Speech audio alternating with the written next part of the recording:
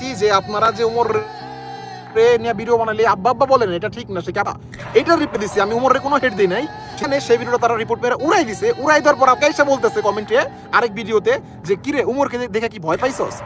ভাই আমি সাদিকুল, 2 বছর আগে আমি কি ছিলাম এটা এখনকার পোলাপান হয়তো চিনবে না, যারা লাইভে দেখতেছেন হয়তো ওমরের অডিয়েন্স এখন নতুন, কারণ সে কন্টিনিউ কাজ করতেছে, হয়তো নতুন নতুন অডিয়েন্স অনেক গেইন করতেছে, বাট আপনারা আমাকে চিনবেন না, কিন্তু যারা পুরান তারা জানে আমি কি।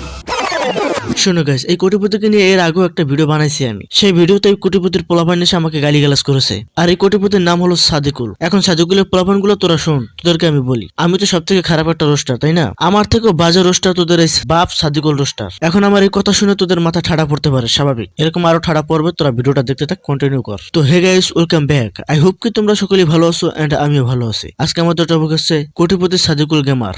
এখন আমি জানি অনেক স্বাস্থ্য ভাই আমার কমেন্ট বক্সে অলরেডি ঝাঁপায় পড়ছে যে আমি উমরকে দেখে ভয় পাইছি, এমন কিছু তারা বলতেছে, বাট বিষয়টা এমন না। কারণ তোমরা যারা উমরকে অন্ধের মতো পূজা করো বা বাপ মনে করো আর কি, তার যে স্বপ্ন সেই স্বপ্ন আমি প্রত্যেকদিন কিনতে পারি। আচ্ছা, এই বিষয়ে কথা বলার আগে আমি আরেকটু কথা বলতে চাই, সেটা হলো আপনি এত টাকা কোথায় পেলেন? অবশ্যই জুয়া খেলে, ট্রেডিং করে। শোনো সাদিকুলের পোলাপান, তোমাদের আব্বা যে ট্রেডিং করে এটা একটা জুয়া খেলা, এই জন্য বলছি সে জুয়া থেকে ইনকাম করেছে। এখন আপনি জুয়া খেলে টাকা ইনকাম করেছেন অবৈধ পথে। এরকমের অবৈধ পথে ইনকাম করে সবাই বড়লোক হতে পারে, সৎ পথে ইনকাম করে কেউ বড়লোক হতে পারে না। আপনি এমন কোনো বাল ফালার নাই যে বিষয়টা দিয়ে আপনাকে বাহুবা দিব। এখন সাদিকুল গেমারের পোলাপানদেরকে বলতেছি, তোমাদের আব্বা যে একটা স্ক্যামার সেটা প্রমাণ করে দিতেছি। এই ভয়েসটা শোনো। গাইস কি সবার, আশা করি সবাই ভালো আছে। তোমরা তো জানো আমি আগে একটা গ্রুপ চালাইতাম, লাক্সারি ট্রেডিং কমিউনিটি। এটার একটা ভিআইপি গ্রুপ ছিল এলটিতে ছিলাম, অনেক মানুষ কোলাবোরেশনে।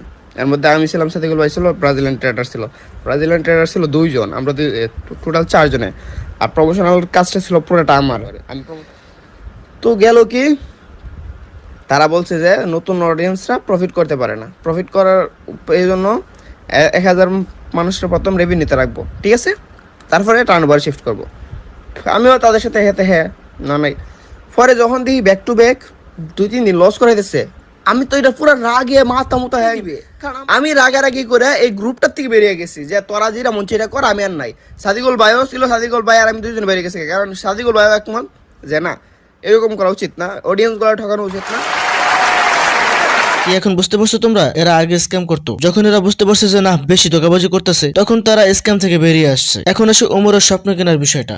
এখন আমি জানি অনেক স্বাস্থ্য ভাই আমার কমেন্ট বক্সে অলরেডি ঝাঁপায় পড়ছে যে আমি উমরকে দেখে ভয় পাইছি, এমন কিছু তারা বলতেছে, বাট বিষয়টা এমন না। কারণ তোমরা যারা উমরকে অন্ধের মতো পূজা করো বা বাপ মনে করো আর কি, তার যে স্বপ্ন সেই স্বপ্ন আমি প্রত্যেকদিন কিনতে পারি। আচ্ছা, ওমর তো ইনকাম করো, ওমরের বিষয়টা বাদ দেন, আমার বিষয়টা ধরেন। আমি স্বপ্ন দেখতেছি এই পুরো দক্ষিণ এশিয়ার মধ্যে সর্বোচ্চ ধনী হব আমি। এখন আপনি পারবেন আমার এই স্বপ্নটা কিনতে? যদি আপনার উত্তর হয় না, তাহলে আমি বলবো আপনি এমন কোন ধর্মীয় হয়ে যান না যে কারো স্বপ্ন কিনতে পারবেন প্রতিদিন। লেখাপড়া করছেন, একটু জ্ঞানী ব্যক্তির মতো কথা বললেন, মূর্খের মতো কথাবার্তা বললেন না।